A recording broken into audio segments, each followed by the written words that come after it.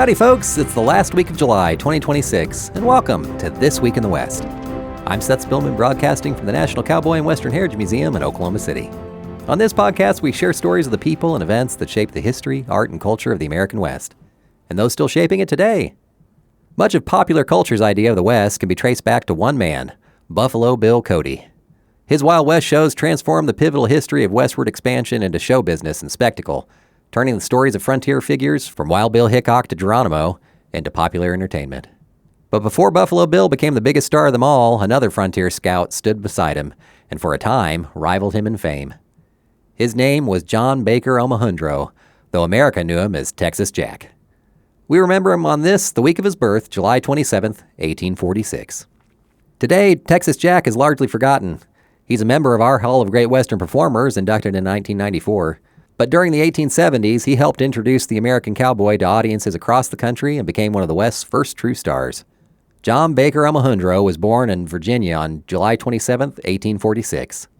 When the Civil War began, he was eager to serve, but was initially turned away for being too young. Instead, he found work as a courier and scout. By age 17, he had enlisted in the Confederate cavalry and served under the famed General Jeb Stuart. During the war, he carried messages, gathered intelligence, and even delivered a scouting report to Stuart shortly before the general was mortally wounded at the Battle of Yellow Tavern. When the war ended, like many young veterans, Omohundro headed west in search of opportunity. He spent time in Texas working as a cowboy on the growing cattle trails that connected ranches with markets across the country. He rode portions of the Chisholm Trail and other routes, driving herds through Texas, Kansas, Nebraska, and Indian Territory. It was during one of these cattle drives to drought-stricken Tennessee that he acquired the nickname that would follow him for the rest of his life. The stories go that the locals were so impressed by the handsome young cowboy from Texas that they simply began calling him Texas Jack. By 1869, Texas Jack had arrived in Kansas, where fate placed him among some of the most famous frontier figures of the age. In Hays City, he met Hickok. Soon afterward, he met Cody at Fort McPherson in Nebraska. The friendship between Cody and Omohundro grew as the two men hunted buffalo together, guided travelers across the frontier, and served as civilian scouts for the U.S. Army during the Indian Wars. In 1872, Buffalo Bill and Texas Jack traveled to Chicago to join journalist and dime novelist Ned Buntline in an unusual theatrical experiment. Rather than hiring actors to portray frontier heroes, Buntline decided to place actual frontier scouts on stage. The production was called Scouts of the Prairie. Its stars were Buffalo Bill Cody, Texas Jack Omohundro, and an internationally famous Italian ballerina and actress named Giuseppina Morlacchi. The show was a sensation. Audiences had never seen anything quite like it. Here were real scouts from the frontier, demonstrating riding skills, shooting, and rope tricks while reenacting adventures from the American West. Historians consider these productions to be among the earliest Wild West shows and an important step toward the creation of Western pop culture. Texas Jack became one of the production's breakout stars. He's often credited with introducing rope demonstrations to the American stage. For many Eastern audiences, he represented their first glimpse of what a real cowboy looked and acted like. What could make the story even better? A romance.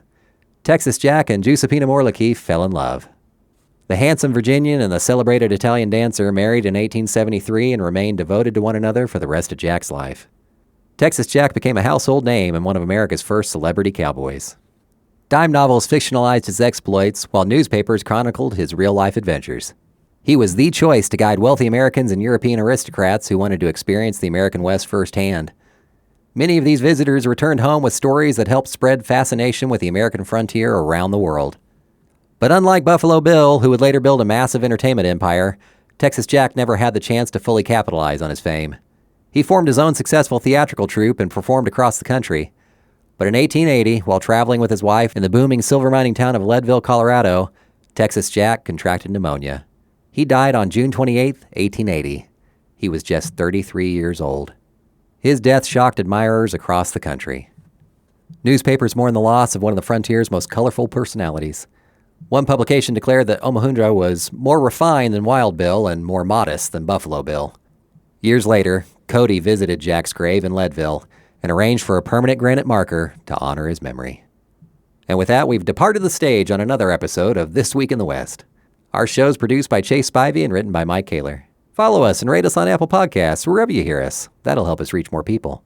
Come visit us in Oklahoma City. You can buy tickets online at thecowboy.org/tickets.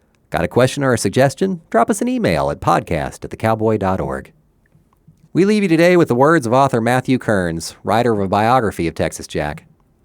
We believe that cowboys fought Indians because Texas Jack fought Indians. We know the cowboy was a rugged individualist because Texas Jack was a rugged individualist. We understand that the cowboy played a major role in American history because we see Texas Jack present at so many moments crucial not only to our shared history, but our understanding of that history. Much obliged for listening, and remember, come find your West here at the National Cowboy and Western Heritage Museum.